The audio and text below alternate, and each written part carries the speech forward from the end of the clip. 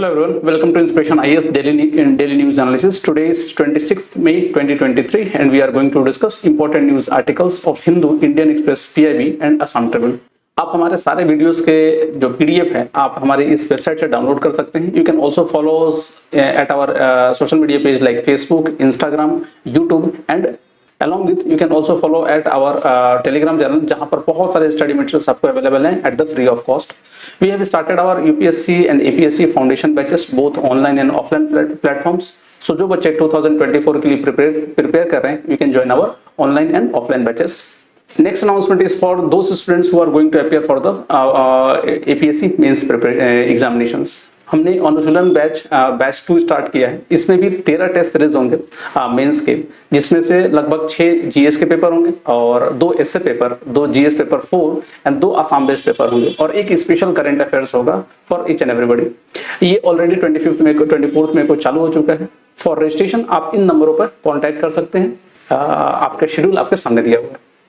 चलिए स्टार्ट करते हैं आज का डेली न्यूज एनालिसिस. आज का हमारा पहला न्यूज है Har Shikhar Tiranga mission. Recently Arunachal Pradesh chief minister ने स्टार्ट किया ये Har Shikhar Tiranga mission from NIMAS Dirang village से. निमास का बोला जाए तो NIMAS is national institute of mountaineering and adventure sports. आखिर ये स्टार्ट क्यों किया गया? देखिए बेसिकली ये प्रोग्राम ये है कि it is a unique expeditions to host national flag on highest point of every state of India for the first time. ये बेसिकली गवर्नमेंट ऑफ इंडिया का इनिशिएटिव है कि जितने भी हाईएस्ट पीक है इंडिया के हर एक स्टेट में वहां पर हमारा तिरंगा लहराया जाएगा. और ये हमारा जो प्रोग्राम है ये आजादी का Amrit Mahotsav 75 years of our independence उसको सेलिब्रेट करने के लिए है. तो to mark the 75th year of independence and to commemorate also G20 का जो प्रेसिडेंटशिप है उसको भी सेलिब्रेट करने के लिए. तो आप समझ सकते हो कि जितने भी ऑल ओवर इंडिया में जितने भी स्टेट्स है वहां पर जितने भी हाईएस्ट पीक है उसके ऊपर में तिरंगा लहराने की बात चल रही है और इसको स्टार्ट किया गया है अरुणाचल प्रदेश के सीएम द्वारा. नेक्स्ट बेसिकली ये ब्रेन चाइल्ड था कर्नल जामवाल का.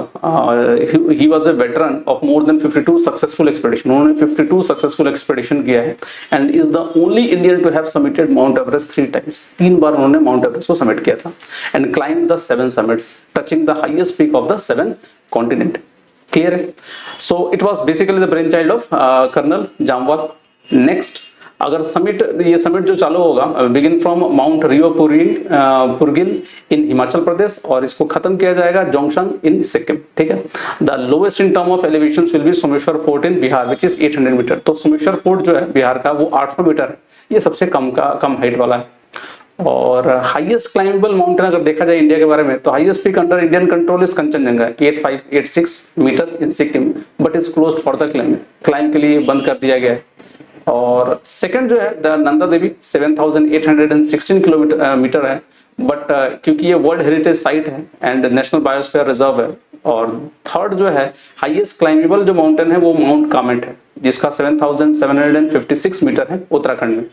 तो this is very important for the this year prelims examinations. तो इसको एक बार देख लीजिएगा. और ये आपके सामने कुछ माउंटेन्स और कुछ पीक्स दिए हुए जैसे हिमालय में Kanchenjunga 8586 metre, Nanda Devi 7816 metre, Kamet 7756 metre, Guru Shikhar हो गया, अनाईमुडी हो गया, दोदा बेटा हो गया, अरोमकोंडा हो गया, माउंट एवरेस्ट हो गया और आपका K2.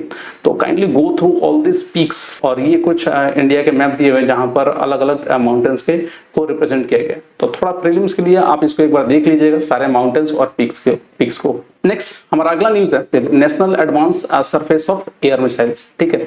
रिसेंटली न्यूज ये है कि यूनाइटेड स्टेट्स अनाउंस किया है कि they will approve the sale of NASAMS means national advance surface to air missile. ये सरफेस टू एयर मिसाइल्स है, ये डिफेंस सिस्टम है टू यूक्रेन. तो अभी रिसेंटली यूक्रेन और रशिया के बीच में वॉर चल रही है और अमेरिका ने अनाउंस किया कि लगभग 285 मिलियन का वो ये एयर डिफेंस सिस्टम देंगे यूक्रेन को. तो ये इसके चलते हो सकता है ये लड़ाई और खिंच जाए आगे. खैर ये है क्या थोड़ा समझ लेते हैं. देखिए ये जो national advance surface to air missile system है ये एक तरह का मीडियम रेंज है ground based air defence system. जैसे हमारा बहुत सारे सिस्टम्स है जैसे कि आपका जो पृथ्वी एयर डिफेंस सिस्टम, आकाश एयर डिफेंस सिस्टम, उसी तरह से ये भी एक तरह का एडवांस एयर डिफेंस सिस्टम है. आपको S-500 को भी देखा जाए, वो भी एक तरह का एयर डिफेंस सिस्टम है। उसी तरह से ये भी एक तरह का एयर डिफेंस सिस्टम है and it is design to engage air targets at low and medium altitude in all weather. ठीक है, लो और मीडियम अल्टीट्यूड में जितने भी एयर टारगेट्स होंगे उसको ये न्यूट्रलाइज कर सकता है। इंपॉर्टेंट ये है कि इसको बनाया किसने है, तो रायथियोन यूनाइटेड स्टेट्स की कंपनी है और कोंग्सबर्ग जो नॉर्वे की कंपनी है, उन दोनों ने मिलकर बनाया है। और इसको कुछ कंट्रीज यूज करती है, जैसे कि नॉर्वे हो गया, United States, Canada, Chile, Finland, Indonesia, Netherlands, Oman, Qatar, Spain, United Kingdom and Ukraine. तो ये कुछ कंट्रीज हैं जो इसको यूज करती है and it is best suited for defend important stationary asset, मतलब जो भी स्टेशनरी एसेट्स होते हैं मिलिट्री के या इवन और भी चीजें, उसको प्रोटेक्ट करने में काफी हेल्प होता है। तो आप समझ लीजिए it is air defence system, getting it. और it has been integrated into the S national capital regions air defence system since 2005। दूसरा इसमें मिसाइल कौन सा लगता है, तो एमराम मिसाइल इसमें यूज होता है। और नॉर्मली जितने भी एयर डिफेंस सिस्टम होते हैं उसके ये सब बैटरीज वगैरह और इंस्टॉलेशंस होते हैं। बेसिकली इसमें एक जो आपके मिसाइल जो लगी रहती है, जो बेसिकली प्रिसीजन के ऊपर में काम करती है और डिस्ट्रॉय करने का होता है। ठीक है, तो ये कुछ प्रोविजंस है आपके नेशनल एयर डिफेंस सिस्टम का। नेक्स्ट इसके फीचर्स को कुछ देख लिया जाए तो the world first network short and medium range air defence system that could integrate with other equipment and air defence system, मतलब दूसरे एयर डिफेंस सिस्टम से मिलकर भी ये काम कर सकता है। दूसरा ये काम किस पे ऊपर में करता है, बेसिकली एक्सपैंड के ऊपर में। ये 360 degree phased array air defence system radar है विद 75 किलोमीटर इसके अप्रोक्सीमेट टारगेट, लगभग 47 miles range to identify targets. और NASAMS is armed with 3 launchers each carrying 6 missile, तो लगभग आप कह सकते हो 6 मिसाइल इसके अंदर में रहते हैं और ये सिस्टम लगभग 72 टारगेट्स को साइमल्टेनियसली इंगेज कर सकता है। एंड ऑब्वियस बात है, जो हमने कहा कि AMRAAM air to air missile इसको यूज करता है इसमें, which has been modified to ground launch and have been engage range of about 30 kilometres. ठीक है, तो ये कुछ फीचर्स हैं आपके NASAMS के ऊपर में, मतलब national air defence system. Clear है? चलिए इसको थोड़ा देख लीजिएगा, हो सकता है आपके प्री के लिए ये काफी इंपॉर्टेंट है, they can give this exam questions also. Next जो हमारा न्यूज है वो है जयसमंद वाइल्ड लाइफ सेंचुरीज के बारे में। रिसेंटली जो राजस्थान के चीफ मिनिस्टर है उन्होंने इनॉग्रेट किया जंगल सफारी इस वाइल्ड लाइफ सेंचुरी में, तो थोड़ा समझते हैं आखिर है क्या ये। देखो जयसमंद जो वाइल्ड लाइफ सेंचुरी है ये उदयपुर डिस्ट्रिक्ट में है राजस्थान का, और ये देवर लेक को सराउंड करता है, तो ये इंपॉर्टेंट है। देवर लेक को जयसमंद लेक भी बोला जाता है। ठीक है, and the forest of the sanctuary used to be a shikargarh, ये जो गेम रिजर्व था ना महाराणा ऑफ मेवाड़ के टाइम में इसको मतलब उद्यान की तरह यूज किया जाता था या गेम रिजर्व की तरह यूज किया जाता था, तो उस एरिया में पड़ता है ये। And it was declared a wild life sanctuary in 1957, इसको 1957 में वाइल्ड लाइफ सेंचुरी डिक्लेयर कर दिया गया था। वेजिटेशन की बात किया जाए तो ये ड्राई डेसिडुअस फॉरेस्ट है एंड स्क्रब फॉरेस्ट इसके अंदर में होता है, बहुत इंपॉर्टेंट है प्रीलिम्स के पॉइंट ऑफ व्यू से। और फ्लोरा के बारे में देखा जाए तो थिकली वुडेड है, forest of mainly teak wood ज्यादा यहाँ पर मिलता है।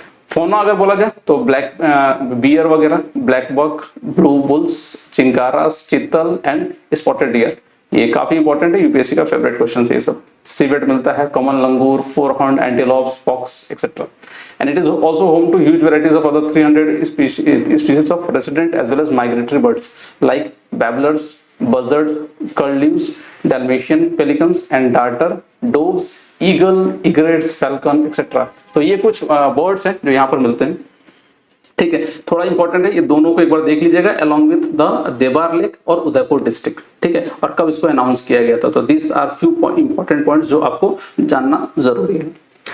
नेक्स्ट, और इसके कुछ की फैक्ट्स हैं देवार लेक के बारे में। It is renowned for being the second largest artificial lake in Asia. ठीक है, ये देवार लेक दुनिया का सेकंड लार्जेस्ट मतलब एशिया का सेकंड लार्जेस्ट आर्टिफिशियल लेक है, एक तो ये। और दूसरा इन 1685 महाराणा जय Singh built this lake while making a dam on the Gomti river, तो गोमती रिवर में जब वो डैम बना रहे थे तो उस समय इस लेक को उन्होंने बनाया था। This lake covers an area of 336 square kilometer, stretched to the length of 14 kilometers and width of 9 kilometers. And the lake is deep to the maximum 102 feet and has a circumference of 30 miles. ठीक है, 30 mile का circumference है इसका। The lake receive water from 4 main river। कौन कौन सा river इसको water देती है, एक तो हो गया गोमती, झमरी, रूपारेल एंड बगर। ठीक है, तो ये चारों रिवर थोड़ा इंपॉर्टेंट है। And the massive dam was constructed on this lake also houses centrally located Shiva temple। देखो शिव जी का मंदिर भी है यहाँ पर। And the northern end of the lake has a palace with a courtyard while it's southern and has a pavilion of 12 pillars. Clear है? तो ये रिवर इंपॉर्टेंट है थोड़ा, और ये लेक का। और कहा यह जाता है कि इसमें देखिए, इसमें करीब 7 आइलैंड्स भी है, मतलब इस लेक के इर्द गिर्द ना अंदर में ना लगभग 7 आइलैंड्स है on the lake. And the Bhil tribe के जो लोग हैं ना वहां पर रहते हैं, ठीक, of this islands. There are 2 main islands which are large in size. The biggest island is called Babaka Bhagra, while the smallest is Payari. ठीक है, तो अगर ये क्वेश्चन आ सकता है बाबाका एंड पायारी, तो लोग समझ ही नहीं पाएंगे कि ये है क्या। तो this is basically the island which is located in the Dewar lake. तो this is also very important for the from the prelims point of view. Next जो हमारा है that is Tal Chhapar wild life sanctuary. News ये है, recently the union ministry of environment, forest and climate change propose to designate Tal Chhapar sanctuary as eco sensitive zone. इसको eco sensitive zone declare करने की बात की जा रही है। थोड़ा समझते हैं। ताल चापार सेंचुरी जो है ये सुजानगढ़ तहसील राजस्थान में, फिर से चूरू डिस्ट्रिक्ट में पड़ता है। And spanning around 7.1977 square kilometre, लगभग 7 किलोमीटर के करीब है। And it is situated in the border of great Indian Thar desert. तो थार डेजर्ट को बॉर्डर के करीब ये placed. And it was established as a reserve area in 1962 and was given the status of sanctuary in 1966. तो 1966 में इसको century का status दिया गया।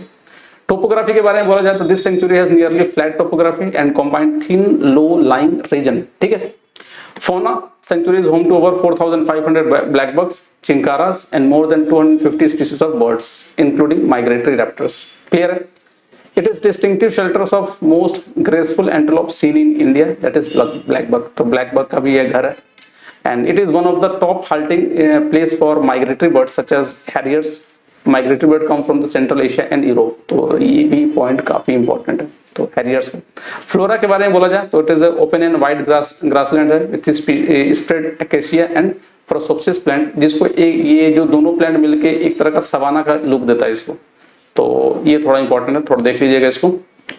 थोड़ा इको सेंसिटिव जोन क्या है उसको थोड़ा समझ लेते हैं। देखिए इको सेंसिटिव जोन एक एरिया को डिक्लेयर किया जाता है जब उस एरिया का प्रोटेक्शन करना जरूरी होता है। ठीक है, तो बेसिकली जोन आपको दिख रहा होगा, जोन 1, जोन 2, जोन 3, जोन 4। तो ये तो एक बफर जोन है, और ये जो रीजन जो पड़ता है that is the ecological restoration zone. और यहाँ जो ये जो that is the eco sensitive zone, ताकि अंदर के जो एरियाज है उसको प्रोटेक्ट किया जा सके। In order to manage and conserve biodiversity across the protected areas, Ministry of Environment and Forest change notifies eco-sensitive zones around the protected area. ठीक है? In the year 2002, it was decided that an area around each protected areas required to be notified as eco-sensitive zone for creating a buffer as further protection around protected areas under Environment Protection Act 1986. ठीक है? Eco-sensitive zone could go up to 10 kilometers around a protected areas, and the Supreme Court on 3rd June 2022 modified its previous order, mandating a minimum 1 kilometer eco-sensitive zone around national park or wildlife sanctuary. तो लगभग ये 1 kilometre का होना चाहिए। ठीक है, तो ये कुछ है इको सेंसिटिव जोन से रिलेटेड। क्लियर है? नेक्स्ट यहाँ पर दीपोर बेल के बारे में बताया गया। नेक्स्ट जो हमारा न्यूज है वो है आपका स्मॉल मॉड्यूलर रिएक्टर। देखिए रिसेंटली काफी न्यूज में था कि स्मॉल मॉड्यूलर रिएक्टर के होता क्या है। ये एक तरह का छोटा न्यूक्लियर पावर प्लांट समझ सकते हैं। ठीक है, जैसे कि एक तो न्यूक्लियर पावर प्लांट होता है जब बहुत बड़ा इंस्टॉलेशन होता है, बहुत ह्यूज अमाउंट इन्वेस्टमेंट लगता है, और ये छोटा होता है उससे। और इसको बाकायदा फैक्ट्री में बाकायदा बना के ये लाके एक जगह लगाया जा सकता है, जबकि न्यूक्लियर पावर प्लांट होता है उसको वहीं पर बनाना पड़ता है सब कुछ। ठीक है, तो ये इंडस्ट्री बेस्ड होता है जबकि वो लोकेशन बेस्ड होता है। There are advance nuclear reactor that have been a power capacity of up to 300 megawatts और पर which is about 1/3 of the generating capacity of traditional nuclear power plants, power sector. SMR which can produce a large amount of low carbon electricities are small, ये छोटे होते हैं, physically a fraction of the size of the conventional nuclear weapons, बहुत छोटे size के होते हैं ये, आराम से इनको फैक्ट्री में बना के लगाया जा सकता है। And making it possible for system and components to be factory assembled and transported as a unit of a location for unit to a location for installations. ठीक है, और इस तरह के जो रिएक्टर्स होते हैं they can harness nuclear fusions to generate heat to produce energy. तो एनर्जी प्रोडक्शन के लिए काफी आसान होते हैं। और देखा जाए तो एडवांटेज क्या है, ये छोटे साइज के होते हैं एक तो, और फिजिकल फुटप्रिंट बहुत कम होता है उनका, ये कैपिटल इन्वेस्टमेंट कम लगता है इसका, और कैन बी फैक्ट्री बिल्ट, मतलब फैक्ट्री में बना के ये साइट पर ट्रांसपोर्ट किया जा सकता है। And it has ability to be seated in locations not possible for large nuclear plants, and provisions for incremental power additions. It also offer distinct safeguards, security and non-proliferation advantages. They can be used for power generations and process heat desalinations or other industrial uses. ठीक है, SMR can offer a carbon free clean energy alternative to fossil fuel. ठीक है, तो ये fossil fuel का एक alternative source आराम से बनाया जा सकता है and it can be used for the production of electricity. ठीक है, समझ में आया?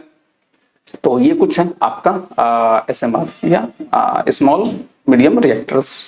नेक्स्ट जो हमारा सेगमेंट है आपका कॉम्प्रिहेंसिव आंसर राइटिंग सेक्शंस। आज का जो क्वेश्चन सर, क्वेश्चन ये है कि promulgations of the ordinance was meant to take immediate legislative actions in the recess of the legislature.